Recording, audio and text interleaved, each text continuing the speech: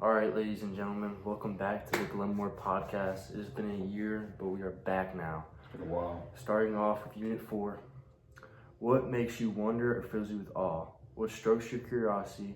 How do you become so actively interested in something that it energizes you? That's a very good question. That's a very good question. I would say a lot of things. I think lots of music, I think lots of art is very interesting and beautiful. But I get a lot of just my inspiration for beauty when I look at this world and I look at how, complicated it is and how complicated God made it and just how unique everything is. You can find beauty looking out in a cloudy day, in the woods outside of your house.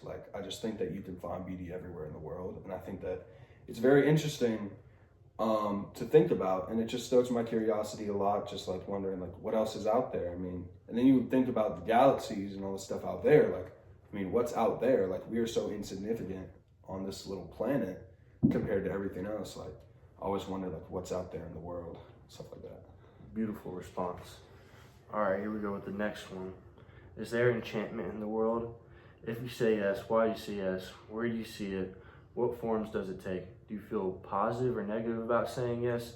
If you say no, why do you say no? Do you feel negative or positive about saying no? Enchantment in the world. I might not interpret it the same way Dr. Frank interpreted it, but I will try my best. I guess you're just talking about good things and beauty in that sense in this world.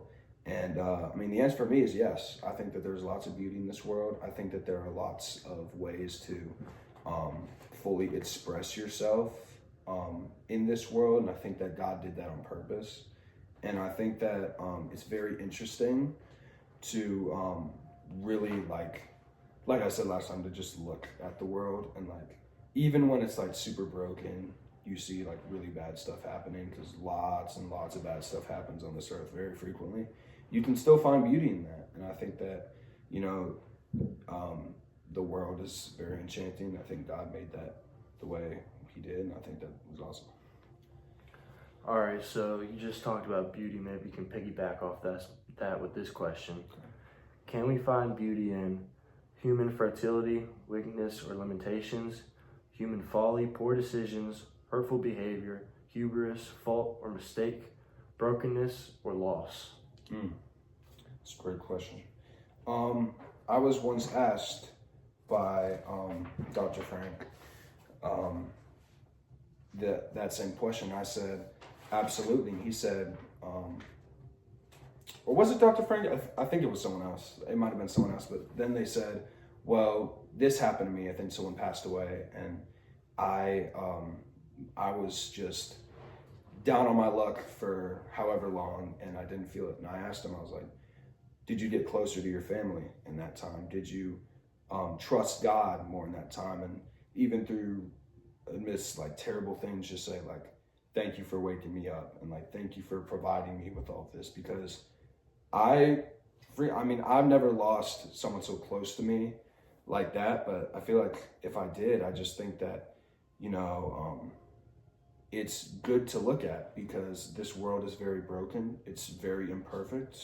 It's been imperfect since the garden, but I do think that you can find beauty in that, just the way that you can recover from it, and the things that you do from it, the choices that you make. And I think that God will do that sometimes. He'll let bad things happen to test you. And there's a saying, it's I asked for strength and God gave me trials. He didn't give me, Tren or something like that. He didn't give me something to, boost my muscle. That was my boy Chris Tren. He takes Tren. He's a weightlifter. He's probably not the best influence, but I think that's a good quote. I think God will test you, and God will see how faithful you are to him. And I think that you can find many beautiful things in this world. Awesome.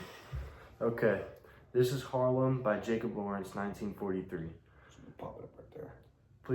Please try to respond to this image as though it were a text. Can you figure out what it says and or what it means? Does it have a message for the viewer? What do you think that artist was trying to convey? Do you like it? Why or why not?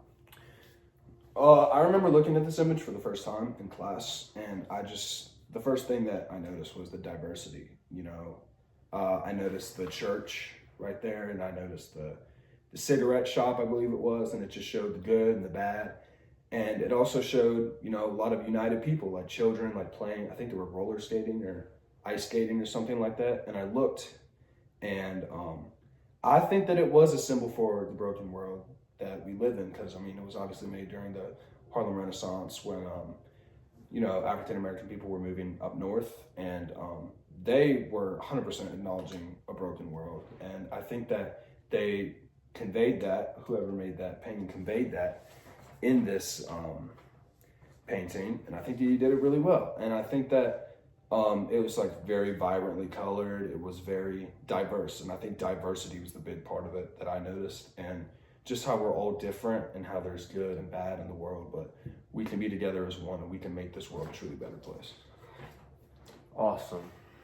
Can you decide or choose to love someone romantically, or can love be formed at will? Can you decide to love someone? That's a great question. So this question is obviously referencing The Rise for Watching God by Zora Neale Hurston about Janie. And I think that if you tell yourself that you're going to love someone, it's not love.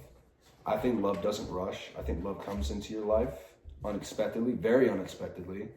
I think that if you're just out there, looking for love manually, it may not be the love you're thinking of, but some people get very lucky, and I think that God brings love into people's in very unexpected ways, and I don't think you can force yourself to love someone. That just doesn't really make sense. That will happen in the movies sometimes, but I don't really think that it happens in real life. I think that it takes time to know someone. It takes time to look at them and be like, I really do love this person.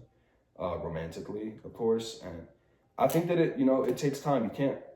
I believe in, I do believe in love at first sight, but I believe in, it's not really love at first sight. I believe in, wow, this person's really pretty at first sight, but I think you really do need to get to know them, and that's kind of the counter of the point, but it's like, you can't really just say, I'm gonna love this person, I'm gonna have that feeling, because you'll have that feeling when you truly love someone. You can't really manually say, I'm going to have this feeling. That I don't believe that's how it works.